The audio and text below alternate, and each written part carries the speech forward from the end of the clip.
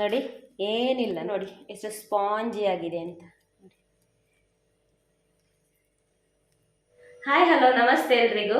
ಇವತ್ತೊಂದು ಸುಲಭವಾದ ಅಂದರೆ ಪ್ರೀ ಪ್ಲ್ಯಾನ್ ಎಲ್ಲ ಏನು ಮಾಡಲಿಕ್ಕಿಲ್ಲ, ಹಿಂದಿನ ದಿನ ಅಕ್ಕಿ ನೆನೆ ಹಾಕಲಿಕ್ಕಿಲ್ಲ, ಹಾಗೆಯೇ ಮರು ದಿವಸ ಯಾವ ಫ್ಲೋರ್ ಅಂದರೆ ಯಾವ ಹುಡಿ ಕೂಡ ಬೇಡ, ಮೈದಾ ಗೋಧಿ ಹುಡಿ ಅಕ್ಕಿ ಹಿಟ್ಟು ಗೋಧಿ ಹಿಟ್ಟು ಮೈದಾ ಹಿಟ್ಟು ಅಕ್ಕಿ ಹಿಟ್ಟು ಅಂತ ಯಾವ ಹಿಟ್ಟು ಯಾವ ಹುಡಿ ಕೂಡ ಬೇಡ, ಅವಲಕ್ಕಿ ಕೂಡ ಬೇಡ. ಇನ್ಸ್ಟಂಟಾಗಿ ಈಸಿಯಾಗಿ ತುಂಬ ರುಚಿಯಾಗಿ ಒಂದು ಬ್ರೇಕ್ಫಾಸ್ಟ್ ರೆಸಿಪಿ ಮಾಡುವ, ಹಾಗೆಯೇ ಹೆಲ್ದಿ ಕೂಡ. ಬನ್ನಿ ಸ್ಟಾರ್ಟ್ ಮಾಡುವ ಇವತ್ತಿನ ಬ್ರೇಕ್ಫಾಸ್ಟ್ ರೆಸಿಪಿ.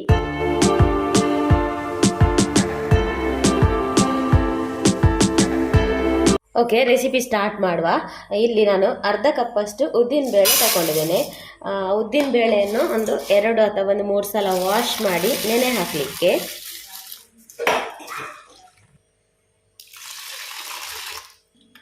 ಈಗ ಜಾಸ್ತಿ ನೀರು ಬೇಡ, ಸ್ವಲ್ಪ ಅದು ಮುಳುಗುವಷ್ಟು, ಅದು ನೆನೆಯುವಷ್ಟೇ ಸ್ವಲ್ಪ ನೀರು ಹಾಕಬೇಕು. ಜಾಸ್ತಿ ತುಂಬ ಮೇಲೆ ಬರುವವರೆಗೆ ಹಾಕಿದರೆ ಮತ್ತು ಆ ನೀರನ್ನು ಚೆಲ್ಲಬೇಕಾಗ್ತದೆ. ಅದಕ್ಕೆ ಸ್ವಲ್ಪ ಹದ ಪ್ರಮಾಣದಲ್ಲಿ ನೀರು ಹಾಕಿ ಇದನ್ನೊಂದು 30 ನಿಮಿಷ ನೆನೆ ಹಾಕಬೇಕು. ಒಂದು 30 ನಿಮಿಷ ಇದು ನೆನೆದರೆ ಸಾಕು. ಈಗ ಇದನ್ನು ಮುಚ್ಚಿಡುವ. ಈಗ ಹಾಫ್ ಆನ್ ಅವರ್ ನಂತರ, ಅಂದರೆ ಅರ್ಧ ಗಂಟೆಯ ನಂತರ, 30 ನಿಮಿಷದ ನಂತರ ನೋಡಿ ಈ ರೀತಿ ನೆಂದಿದೆ. ನೋಡಿ ನೀರು ಕರೆಕ್ಟಾಗಿ ಆಗಿದೆ ಅಲ್ವಾ. ಇವಾಗ ಇದನ್ನು ಮಿಕ್ಸಿ ಜಾರಿಗೆ ಹಾಕುವ.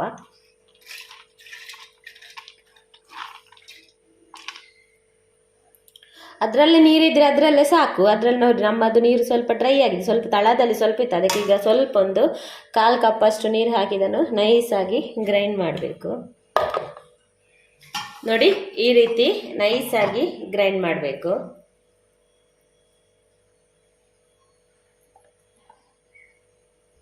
ಸ್ವಲ್ಪ ಇಲ್ಲಿ ಮಿಕ್ಸಿ ತೊಳೆದ ನೀರು ಹಾಕಬೇಕು. ಸ್ವಲ್ಪ ದೋಸೆ ಎಳಿಲಿಕ್ಕೆ ಬರಬೇಕಲ್ಲ, ಸ್ವಲ್ಪ ತೆಳುವಾಗಬೇಕು. ಈ ರೀತಿ ಒಳ್ಳೆ ಮಿಕ್ಸ್ ಮಾಡಬೇಕು, ಹೊಡೆದು ನೋಡಿ ಒಳ್ಳೆ ನೊರೆ ಇದೆ, ಹುದುಗಿದೆ ಹಿಟ್ಟು. ನೋಡಿ ಹುದುಗಿದಾಗೇನೆ ಇದೆ, ಈ ರೀತಿ ನೊರೆ ಇರಬೇಕು. ನೊರೆ ಇಲ್ಲದಿದ್ದರೆ ಹೊಡೆಯಿರಿ ಸ್ವಲ್ಪ ಈ ರೀತಿ. ಈಗ ಸ್ವಲ್ಪ ನೀರು ಸೇರಿಸ್ಬೋದು. ಕನ್ಸಿಸ್ಟೆನ್ಸಿ ನೋಡ್ಕೊಳ್ಳಿ, ಈ ರೀತಿ ಇರಬೇಕು. ನೋಡಿ ತೆಳು ಕೂಡ ಅಲ್ಲ ದಪ್ಪ ಕೂಡ ಅಲ್ಲ, ನೋಡಿ ಈ ರೀತಿ.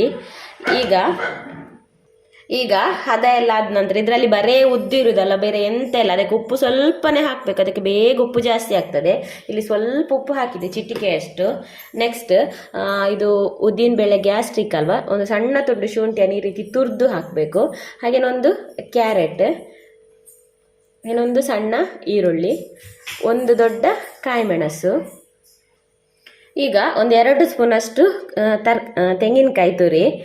ನಿಮ್ಮ ಹತ್ರ ಇದ್ದರೆ ಕೊತ್ತಂಬರಿ ಸೊಪ್ಪು ಕೂಡ ಸ್ವಲ್ಪ ಹಾಕಿ ಆಯ್ತು. ಈಗ ನನ್ನ ಹತ್ರ ಕೊತ್ತಂಬರಿ ಸೊಪ್ಪು ಇಲ್ಲ, ಕೊತ್ತಂಬರಿ ಸೊಪ್ಪು ಹಾಕಿದರೆ ಒಳ್ಳೆ ಪರಿಮಳ ಬರ್ತದೆ.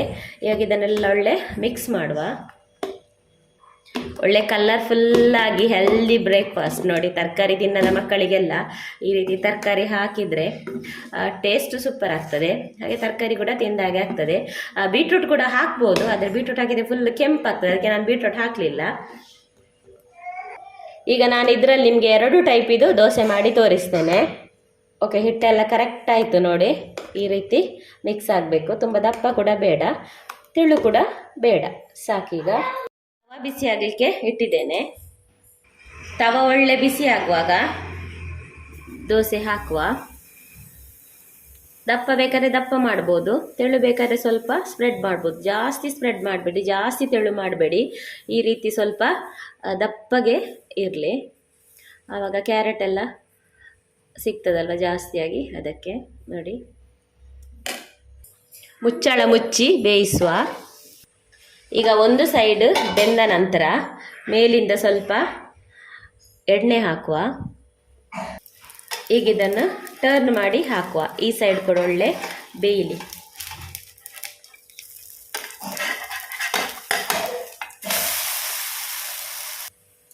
ಈ ಸೈಡ್ ಕೂಡ ಫ್ರೈ ಆದಮೇಲೆ ತೆಗಿಯುವ. ನೋಡಿ ಎಷ್ಟು ಸೂಪರ್ ಆದ ದೋಸೆ ಬಂದಿದೆ ಅಂತ. ನಾವೆಂತ ಕೂಡ ಹಾಕಲಿಲ್ಲ, ಅಕ್ಕಿ ನೆನೆ ಹಾಕಲಿಕ್ಕೆ ಬೇಡ, ಯಾವ ಹುಡಿ ಕೂಡ ಬೇಡ, ಹಾಗೆಯೇ ಸೋಡಾ ಏನೋ ಅಡುಗೆ ಸೋಡಾ ಎಂತ ಕೂಡ ಹಾಕಲಿಲ್ಲ. ನೋಡಿ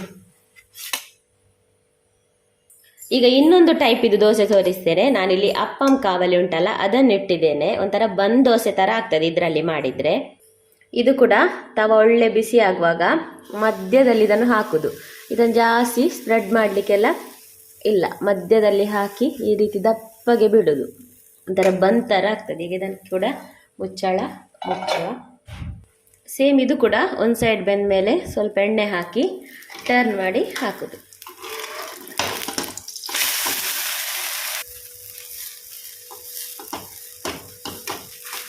ಒಳ್ಳೆ ಫ್ರೈ ಆಗಲಿ, ಇದು ಸ್ವಲ್ಪ ದಪ್ಪ ಇರ್ತದಲ್ಲ, ಒಳ್ಳೆ ಬೇಯಬೇಕು, ಫ್ರೈ ಆಗಬೇಕು.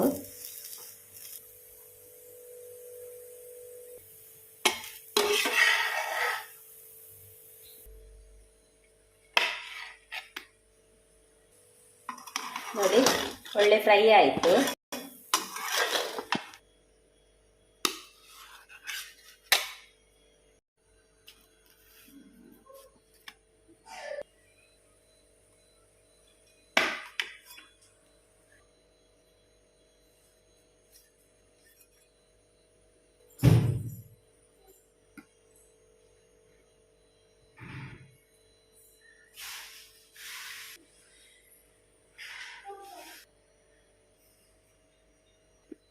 ನೋಡಿ ಎಂತ ಹಾಕದೆ ಎಷ್ಟು ಸಾಫ್ಟ್ ಆಗಿ ಬಂದಿದೆ ನೋಡಿ. ನೋಡಿ ಏನಿಲ್ಲ, ನೋಡಿ ಎಷ್ಟು ಸಾಫ್ಟ್ ಆಗಿದೆ ನೋಡಿ. ಹಾಗೇನೆ ಇದು ನೋಡಿ ಎಷ್ಟು ಸ್ಪಾಂಜಿ ಆಗಿದೆ ಅಂತ.